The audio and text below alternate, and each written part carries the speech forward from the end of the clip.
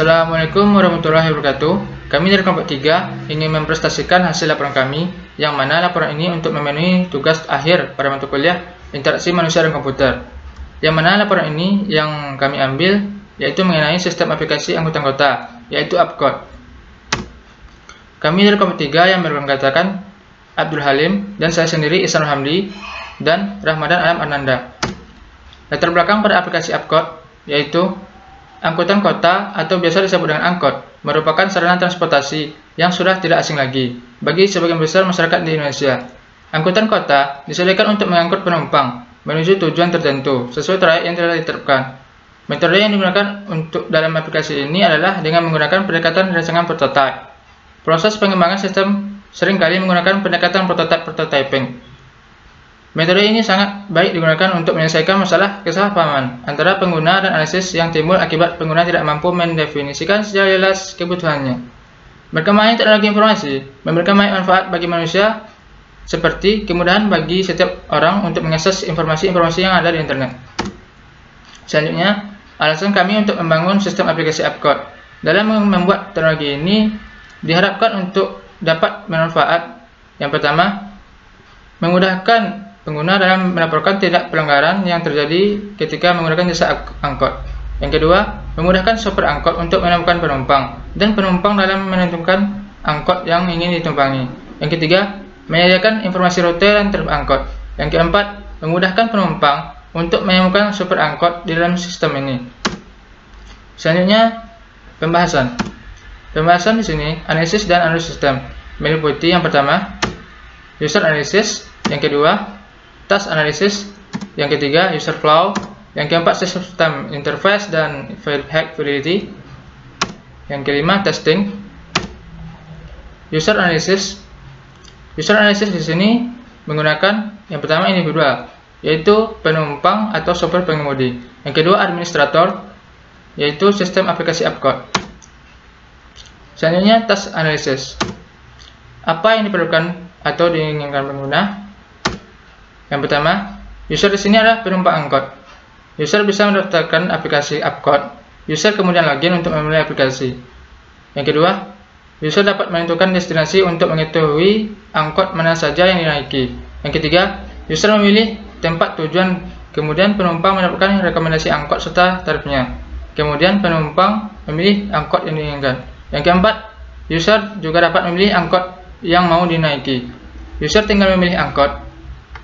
Yang kelima, ketika diangkut, user dapat melaporkan jika pengemudi melakukan hal-hal yang salah atau yang tidak benar. User tinggal menekan tombol di pojok kanan atas dan mengisi form yang muncul. Yang kelima, ketika user turun, user tinggal menekan tombol turun angkot dan selesai. User juga dapat melihat informasi angkot yang ada dan trayeknya, melihat riwayat pelaporan angkot, riwayat naik angkot, dan mengganti profil. Selanjutnya akan dilanjutkan oleh Abdul Halim, yaitu sistem interface high fidelity, dan untuk materi testing dilanjutkan oleh Ramadan Alam Ananda. Nah, pada video saya kali ini saya akan menjelaskan tentang user flow, di mana kelompok kami akan menjelaskan user flow-nya menggunakan flowchart, di mana user flow itu adalah langkah-langkah kecil untuk membuat suatu sistem jika dalam mata pelajaran saya. Langsung saja di sini saya sudah menyediakan flowchart-nya. Dari yang pertama itu get username, password, nomor telepon, email, dan kemudian di sini diproses. Dan ini keempat ini adalah proses dari pendaftaran. Sebelum kita masuk aplikasi, tentu saja kita harus mendaftarkan sebuah akun. Langsung saja coba dijalankan. Nah, di sini dia meminta username-nya. Di sini saya buat kelompok 3. Nah, kemudian password 123 saja. Nomor telepon kita masukkan 0823 123 45678. Nah, emailnya di sini kita buat saja kelompok 3@gmail.com. Nah, di sini dia langsung memprosesnya. Kita lihat sebentar hasil dari outputnya tadi. kelompok 3 dengan nomor ponsel sekian dan emailnya adalah kelompok3@gmail.com dan passwordnya 123. Nah, di sini dia meminta kirim kode verifikasi ke, maksudnya itu adalah nomor telepon. Kita kirim saja pada nomor telepon yang kita masukkan tadi. 0823 12345678. Di sini nomor teleponnya harus sama dengan yang dimasukkan sebelumnya. Jika misalnya berbeda, akan meminta ulang untuk memasukkan nomor teleponnya. Kita coba memasukkannya yang berbeda. Angka terakhir 8, di sini kita buat 6. Nah, dia akan melooping lagi ke atas dan meminta nomor yang tepat saat kita menginputkan nomor telepon di atas tadi. Itu 0823 12345678. Oke, kita enter. Nah, lewat hasil verifikasi.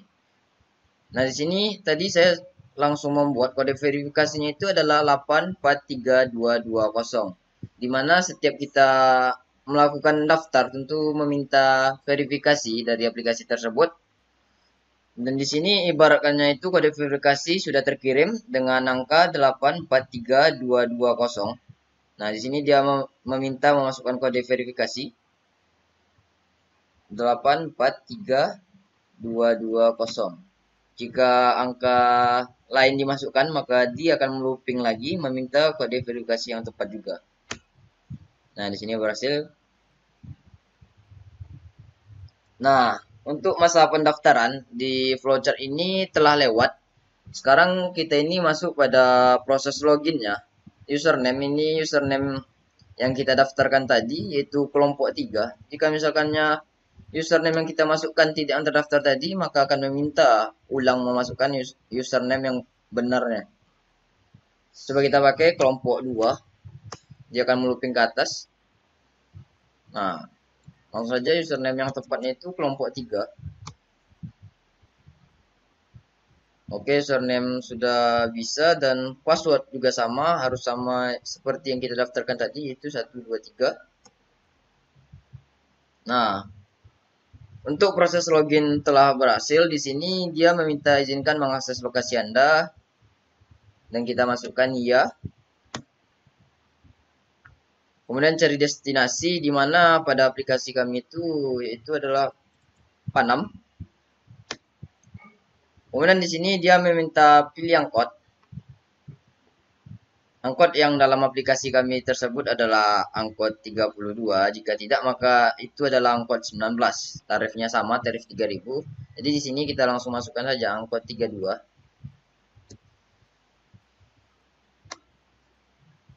Nah, dia langsung pemilihannya pada yes, tarif 3.000. Nah, di sini pada metode pembayarannya untuk flowchart ini dia meminta tarifnya tadi 3.000. Jika misalkan kita membayarnya 6.000, nah maka di sini akan dikurangi dengan angka tarif bayar tadi, yaitu 3.000. Jika 6.000 kurang 3.000, nanti kembaliannya menjadi 3.000 lagi. Oke, kita enter, coba. Nah, di sini telah selesai hasil pembayarannya itu, ini hasil yaitu 3.000. 3.000 ini hasil dari bayar dikurang dengan tarif.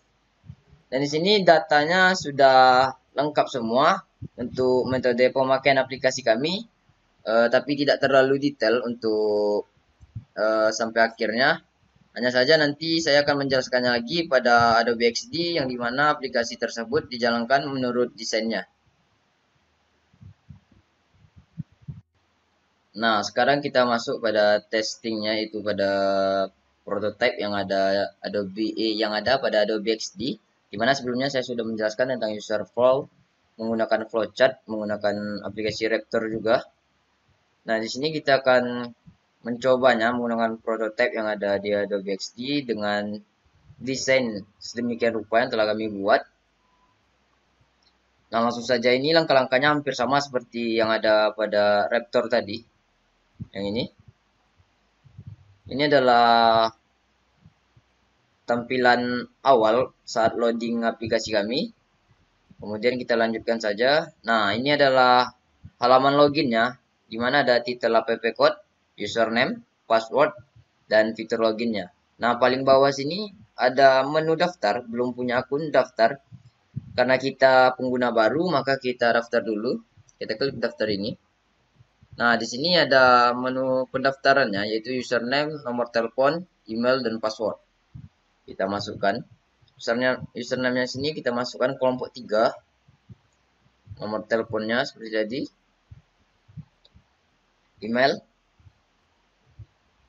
Kemudian passwordnya. Nah, setelah melakukan pengisian data, kita klik tombol button daftar ini. Nah, setelah itu dia akan meminta kode verifikasi, di mana kode ini akan dikirim ke nomor yang kita masukkan tadi, sebagaimana yang ada pada Raptor ini. Di sini saat kita selesai memasukkan data pengisian, dia akan mengoutputkan data tersebut dan mengirim kode verifikasi ke nomor telepon yang kita masukkan tadi.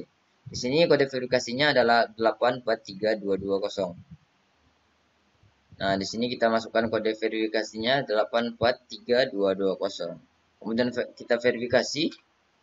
Nah, dia akan langsung terdaftar dan lari ke halaman loginnya. Karena kita sudah memiliki akun, jadi langsung saja kita login.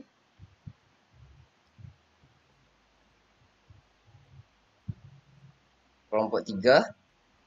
Kemudian passwordnya. Nah, apel jeruk 123. Kemudian kita login kan. Nah, sudah masuk pada aplikasinya. Di sini tadi juga di user flow flowchart ini meminta perizinan akses untuk akses lokasi.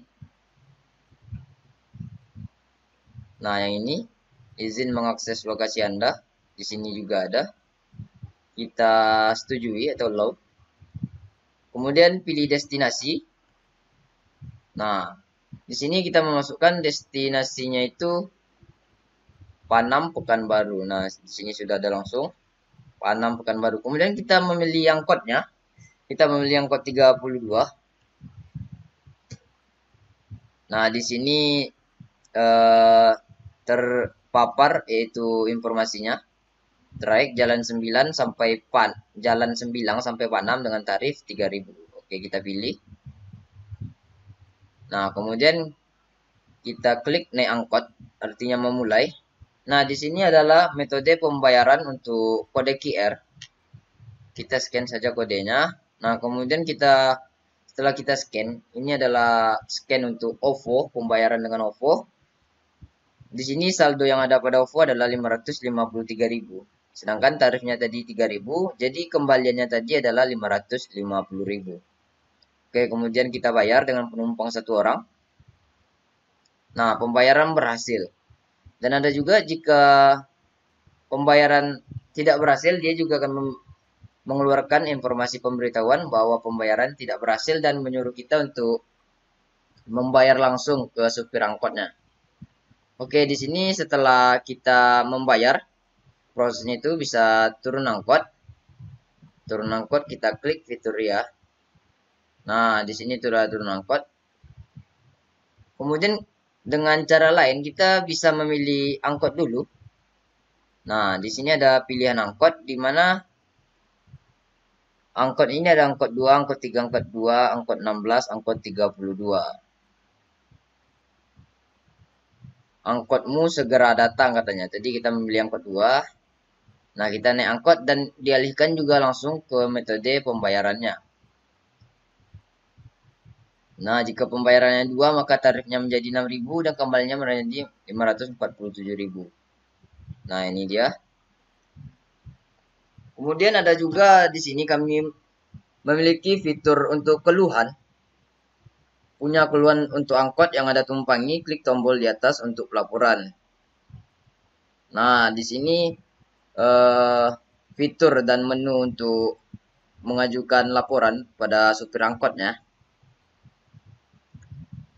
Di sini kita akan melaporkan angkot 32 plat BM itu yaitu plat mobilnya BM 1234 AA dengan ID pengemudi Loeb 1234 dan pengemudinya itu namanya Lorem Ipsum. Di sini kita bisa memasukkan keluhannya, pengemudi angkot merokok dan sering ngebut gitu. Kemudian kita klik tombol kirim. Nah, keluhan berhasil terkirim. Kemudian tadi kita masih berada di dalam angkot, kita turun angkot dulu. Turun angkot ya. Nah, kemudian dari sini kita bisa membuka navbar sebelah kirinya.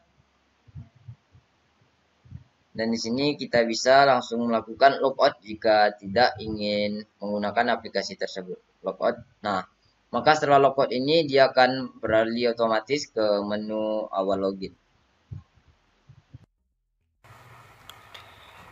Bismillahirrahmanirrahim. Assalamualaikum warahmatullahi wabarakatuh.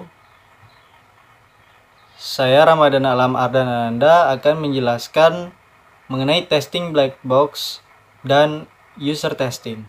Sebelumnya, saya ingin memohon maaf dikarenakan masa pandemi COVID-19, jadi saya tidak menggunakan narasumber atau pengguna orang lain, melainkan diri saya sendiri yang menjadi user yang menguji coba prototipe aplikasi ini.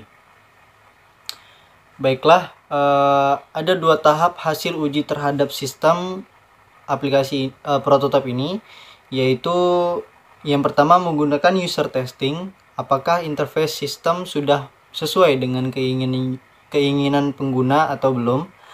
Lalu yang kedua menggunakan black box testing untuk mencoba semua interface. Baiklah, mungkin yang pertama kita menggunakan user testing terlebih dahulu. Saya akan menjalankan prototipe aplikasi ini. Berikut video penjelasan dari saya. Nah, baik, saya akan menjelaskan mengenai prototipe aplikasi ini. Kita sudah memasuki aplikasinya. Nah, kita akan dihadapkan dengan halaman login. Nah, jikalau kita belum memiliki akun di aplikasi ini, kita bisa mendaftar dengan cara klik daftar yang ada di pojok bagian bawah. Klik daftar. Nah, kita akan dialihkan ke halaman mendaftarkan diri ya. Nah, di sini kita memasukkan username sebagai contoh saja. Lalu nomor telepon, email, dan password. Lalu kita klik button daftar. Nah, kalau sudah itu secara otomatis kita akan mendapatkan SMS, yaitu adalah kode verifikasi aplikasi ini. Dia secara otomatis akan terkirim ke nomor yang sudah kita cantumkan tadi ketika mendaftar. Kita masukkan saja kode verifikasinya sebagai contoh sebagai berikut. Nah, kita akan dialihkan ke menu utama, yaitu halaman utamanya ya. Di sini dia meminta izin menggunakan GPS dari handphone kita. Kita beri izin. Nah, karena aplikasi ini menggunakan GPS dari handphone kita ya. Kalau tidak menghidupkan GPS-nya, kita tidak bisa memesan kita tidak bisa memesan angkot. Jadi kita harus menghidupkan GPS-nya terlebih dahulu. Nah, di sini di Jalan 9 kita berada. Lalu selanjutnya kita ke menu halaman utama. Kita klik baris 3 yang ada di 3 baris yang ada di pojok kiri bagian atas. Nah, kita akan dialihkan ke halaman menu. Di sini terdapat profil, riwayat kita menggunakan aplikasi ini, lalu informasi angkot yang berhubungan dengan aplikasi ini, pengaturan, bantuan, dan keluar. Nah, baik, langsung saja kita mencoba untuk memesan ya. dengan cara kita pilih destinasi atau lokasi yang kita tuju terlebih dahulu. Sebagai contoh kita pilih Panam ya. Nah, di sini ada 2 angkot yang rutenya menuju Panam dari Jalan Sembilang, dari sekitaran tempat kita tadi ya. Nah, kita pilih angkot nomor 32 yang paling atas. Nah, kita di sini ada tertera harga dan rute perjalanannya dari Jalan Sembilang menuju ke Panam. Di sini tarifnya 3.000. Kita pilih. Nah, sebagai contoh, angkotnya sudah berada di depan kita dan kita sudah naik, baru saja naik angkotnya. Nah, di aplikasinya kita klik naik angkot. Nah, di sini kita men-scan QR code yang ada di angkot tersebut. Nah, kita scan QR code-nya. Nah, kita langsung dialihkan ke halaman pembayaran menggunakan OVO. Jadi aplikasi ini bekerja sama dengan OVO. Nah, di sini jumlah penumpangnya kita atur. Misalkan kita membawa beserta teman berdua, jadi kita pilih 2. Nah, kita klik bayar. Nah, setelah itu akan muncul notifikasi sebagai berikut: pembayaran berhasil. Terima kasih telah menggunakan jasa transportasi umum. Selamat menikmati perjalanan. Lalu kita klik OK. Nah, di dalam perjalanan misalkan di dalam perjalanan itu supir angkotnya ugal-ugalan atau dia sambil merokok, jadi kita merasa terganggu, kita bisa melaporkannya dengan cara mengklik ikon di pojok kanan atas ini. Nah, di sini kita ketik keluhan kita. Sebagai contoh seperti ini ya. Nah, kita kirim. Oke, lanjut. Nah, itu secara otomatis angkot tersebut sudah mendapatkan sanksi ya, mungkin sanksi atau peringatan. Nah, selanjutnya kalau kita sudah sampai di tujuan atau di lokasi yang kita inginkan, kita klik turun angkot. Nah, turun angkot, turun angkot ya, sudah. Nah, jadi sesimpel itu kita menggunakan aplikasinya. Nah, selanjutnya itu keluar dari aplikasinya. Jadi kita buka kembali kita buka kembali halaman menunya tadi. Nah, lalu di paling bawah itu ada ikon keluar. Kita klik itu. Nah, jadi kita sudah keluar dari akun kita yang tadi. Jadi semudah itu kita menggunakan aplikasi ini untuk mencari angkot. Jadi menurut saya sebagai pandangan user yang menguji prototipe aplikasi ini, menurut saya aplikasi ini sangat mudah untuk kita pahami dan juga sangat mudah untuk kita jalankan, karena kita tidak perlu menanyakan ke orang lain. Juga kita di masa pandemi seperti ini juga aplikasi ini sangat membantu, karena pembayarannya juga menggunakan uang digital seperti OVO tadi kan. Jadi kita hanya men-scan QR code-nya lalu membayar ongkosnya menggunakan OVO. Jadi itu mencegah penyebaran COVID-19 juga. Jadi sangat membantulah untuk kita.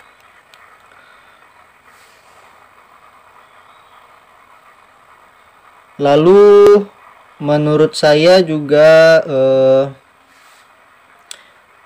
karena aplikasi ini bekerja sama dengan OVO, mungkin nanti bisa jadi ke depannya akan ada diskon atau potongan harga untuk biayanya, maaf, ya pembayarannya maksud saya. Sekian dari saya untuk penjelasan mengenai prototipe aplikasi ini secara menggunakan user testing. Selanjutnya saya akan menggunakan black box testing untuk mencoba semua interface yang tadi sudah saya coba.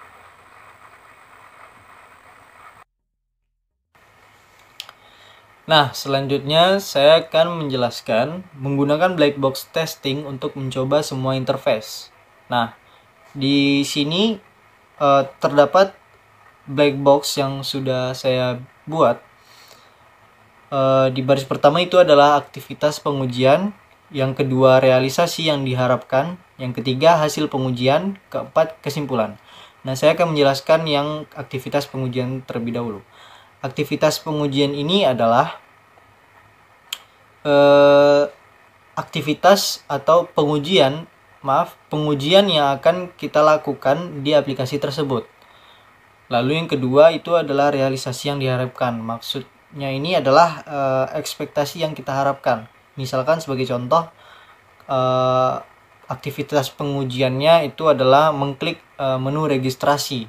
Nah, ekspektasi yang kita harapkan itu adalah halamannya dialihkan ke menu registrasi.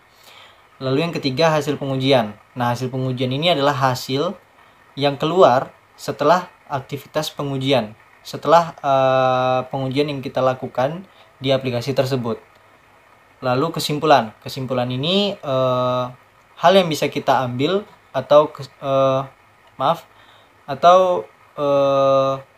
bisa kita terimanya atau kita tolaknya hasil pengujiannya dari cara realisasi yang kita harapkan. Sebagai contoh, misalkan ekspektasi yang kita harapkan atau realisasi yang kita harapkan itu adalah aplikasi ini bagus.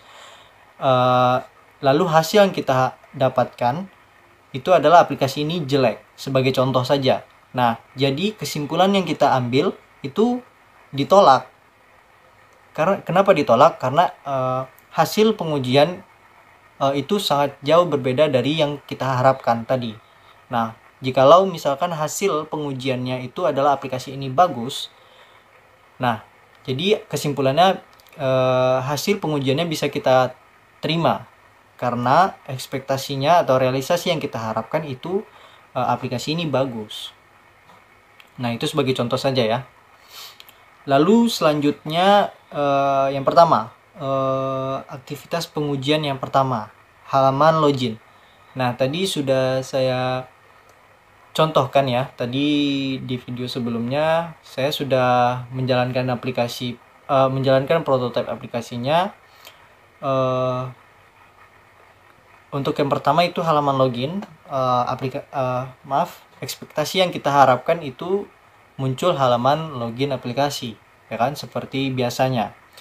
Kita masuk ke aplikasi lalu muncul halaman yang pertama itu muncul halaman loginnya. Nah, di hasil pengujiannya betul, memang muncul halaman loginnya. Jadi kesimpulan yang bisa kita ambil itu hasil pengujiannya bisa kita terima karena hasil pengujiannya itu sama dengan ekspektasi yang kita harapkan. Yang kedua, halaman registrasi. Ketika kita tadi mengklik ketika kita mengklik registrasi tadi, itu kita langsung dialihkan ya ke halaman registrasi.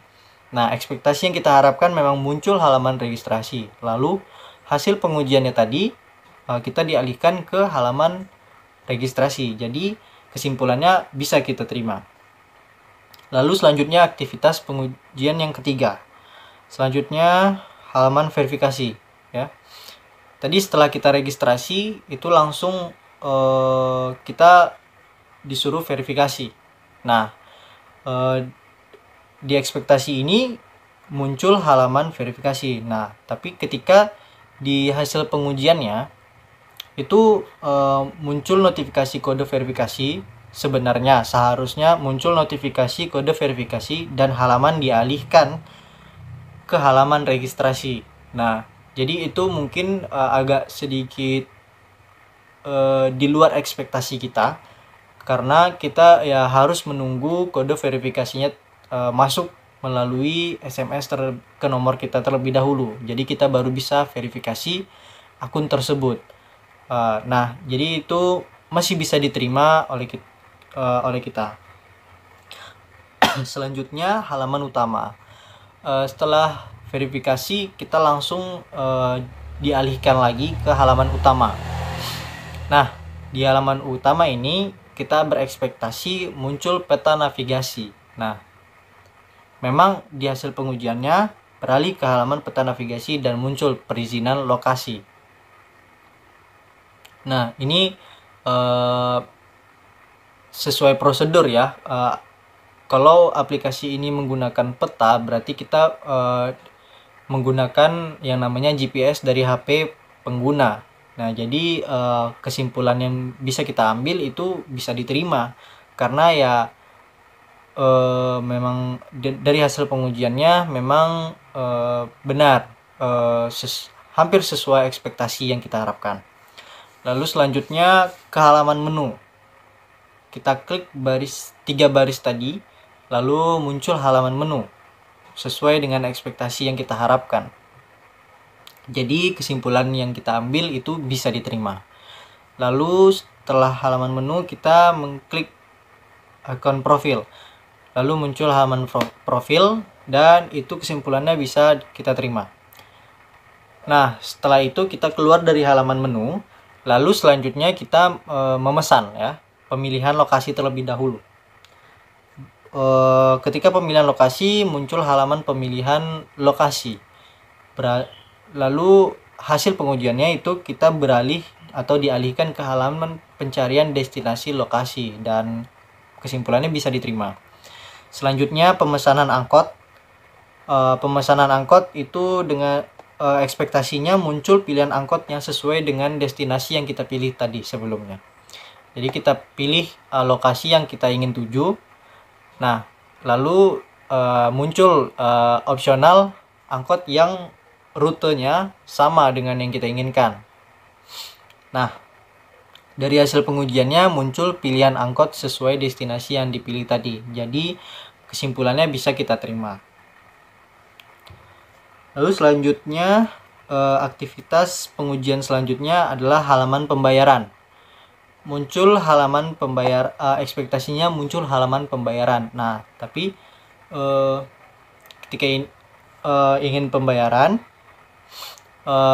itu hasil pengujiannya itu muncul kita men-scan QR code-nya terlebih dahulu dan halaman beralih ke halaman pembayarannya. Nah, jadi mungkin ini agak terkendala ya. Kalau misalkan kita harus ribet men-scan QR code terlebih dahulu. Jadi ini menurut personal saya sebagai user ya. Ini mungkin kritik dari saya sebagai user, sebagai contoh saja. Jadi kesimpulannya ditolak karena ya mungkin bisa jadi QR code ini bisa saja misalkan kita tempel di angkot ya kan QR code-nya, atau kita tempel atau mungkin ada di handphone supirnya. Nah, misalkan kalau kita tempel di angkot itu QR code-nya mungkin bisa saja tergores, lalu koyak, sobek, basah, dan kerusakan lain halnya. Nah, itu bisa mempengaruhi ketika kita men-scan. Jadi bisa saja error. Nah, kalau terkendala dengan QR code yang ada di handphone drivernya atau supirnya, maaf. QR code yang ada di handphone supirnya itu mungkin saja supirnya itu terkendala habis paket. Nah, itu bisa saja menjadi kendala ya. Jadi di sini ditolak. Nah, selanjutnya melaporkan angkot yang kita tumpangi. Ekspektasinya beralih ke halaman angkot. Beralih ke halaman lapor. Jadi hasil pengujiannya itu muncul halaman halaman lapor angkot beserta data angkot. Ketika kita sudah mengklik icon untuk lapor ya.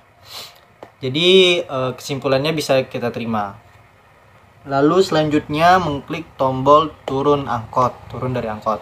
Ekspektasi kita ketika sudah mengklik turun angkot beralih ke halaman utama. Nah, setelah hasil pengujiannya itu adalah muncul perizinan turun angkot lalu kembali ke halaman utama. Jadi ekspektasinya bisa diterima. Keluar dari aplikasi. Ekspektasi kita mengklik icon keluar lalu ya sudah langsung log out dari akun tersebut.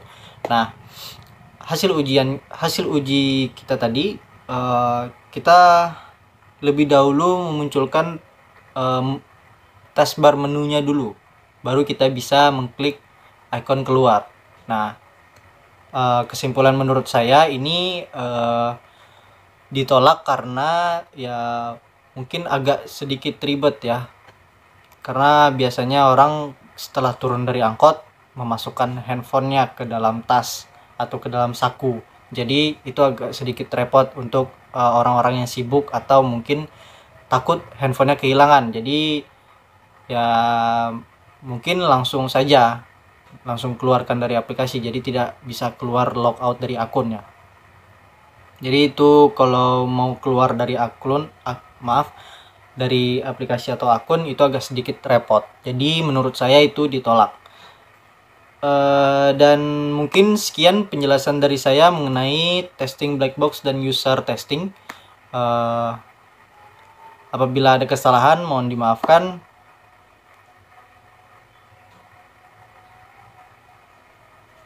Sekian, terima kasih.